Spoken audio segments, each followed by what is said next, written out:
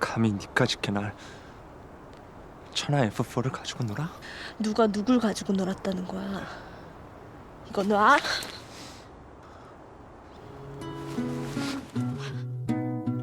뭐하는 짓이야?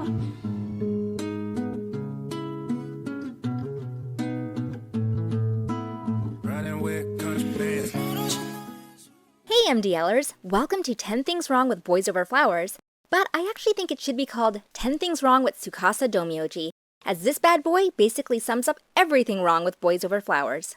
Please check out all the various drama depictions showcased here, but for keeping true to the original characters, I will refer to them by their original manga names in this episode, with a note of mention that their drama adaptations might have changed their names, but the characters are certainly the same that we know and love. But before we move on to the drama rendition, and my friends, there have been many a remake, please enjoy and watch them all, and let us know which one is your favorite. Please note, the sequence of sinful no-nos is slightly out of order, and spoilers are ahead in this plotline breakdown. The unforgettable OTP, Tsukushi Makino, and Tsukasa Domyoji are essentially cast in that love-hate vein, much like Elizabeth Bennet and Mr. Darcy of Pride and Prejudice. A poor lower-class girl makes the accidental mistake of angering the wealthy and gorgeous leader of the most popular school group, known as the F4, or Flower 4, which could equal, is it a sin? Yeah, okay, sin number 1, that they are the most richest and handsome boys in the school.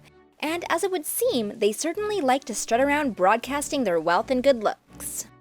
After Tsukushi's friend accidentally falls and stomps quite literally over Tsukasa's face, Tsukushi takes the blame and stands up for her friend. Tsukushi decides not to tolerate the school bully and declares war on the F4. But Tsukasa makes it his daily goal to, let's say this is sin number 2, to torment and get revenge on her. But revenge, while satisfying, may often provide unexpected results. Tsukushi has discovered a relatable connection to Rui Hanazawa, who viewers might also be familiar with as Louis, a handsome member of the F4 who is indeed different in his personality and the way he reacts to others. While sometimes obnoxious, his gentler and kinder side makes him very appealing. His artistic gift as a violinist is partly what captured Tsukushi's attention and initial first attraction. 야, 서미. 좋으면 그냥 솔직하게 좋다고 말해. 참, 너는 반대로 말하는 스타일이지? 구준표, 장난도 정도가 있거든? 이거 불법 납치, 감금, 엄청 질 나쁜 범죄거든? However, Tsukasa believed Tsukushi was falling for him, despite all his mean antics, and when he discovers otherwise, his wild and infamous rage takes over, much like the Hulk, but in a truly terrifying way. Maybe this is our sin number 3, because this guy, he ain't no superhero. This guy seriously needed some anger management classes. In some drama depictions, based directly from the manga, Tsukasa is known to have a violent and vicious temper, beating up other students and making threats. His violent nature is not a good trait, especially for a relationship, which leads us to a sinful number 4. His extreme anger boils over with the idea that Tsukushi is in love with Rui. Tsukasa then tries to force himself on her, after nearly threatening to hit her. A sinful number 5. Physical assault is no joke, and this hot-tempered guy has a lot of issues going on. While viewers may start to forgive his bad behavior as his personality warms up and we learn more about his sad family lifestyle, there are still no excuses. But we move along. After that traumatic experience, it seems that some lines have been drawn. But Tsukasa is really starting to fall for the strong-spoken girl who does not put up with any of his bad boy behavior. Stemming from memories of his sister kind of bullying him into obedience, he admires that about Tsukushi, even if he doesn't admit it right away. We know, us, the viewers, we can definitely feel that and see that. Sin 6. Tsukasa literally has his staff kidnap Tsukushi, taking her to an unknown place, where she is given a forced makeover that gives this girl a complete glow-up. But when Tsukushi dislikes her makeover, Tsukasa is furious once again. He does not give up. With school break on the horizon, he thwarts her quiet getaway by convincing the F4 and their circle of friends to vacation where she will be. Sin number 7. Could this be considered stalking? But as dramatics go, Tsukushi ends up caught in his net yet again. Major spoiler event here, but I don't want to divulge it. Shh, shh. Please watch the dramas to find out.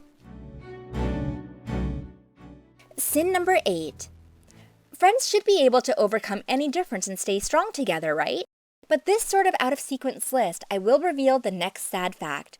When Rui, also known as Louis, sticks up for Tsukushi after enough is enough, Tsukasa is so angry that he calls off their friendship from childhood. His anger is unlike any other character in Dramaland, possibly. Well, that's that friendship dissolved for now, but we know things will work out. They have to. It takes us back to earlier episodes in the manga or drama. Before the further development of connection between the leads, sin number 9, you could say this one is pretty bad. Tsukasa actually orders guys to rough up Tsukushi and to potentially take advantage of her, which viewers may suspect could be leading to an attempted rape. But Rui intervenes and saves Tsukushi. Thank goodness for Rui Hanazawa. Sin number 10. Physical abuse is horrifyingly damaging, but mental abuse is also very bad. Tsukushi is definitely a strong young woman, given everything that she put up with. But the emotional abuse she had to undertake would have been hard for anyone. This spoilerific mention plays out when Tsukasa breaks her heart. That is until the final act, when all dramatic reveals how this story ends. Alright, wow, our male lead is really very terrible sounding, almost like a thug. But why do we like him so much? Despite all of this, when he and Tsukushi do fall in love, he is so protective of her, and that violent attitude is put to rest. That is, unless someone threatens her.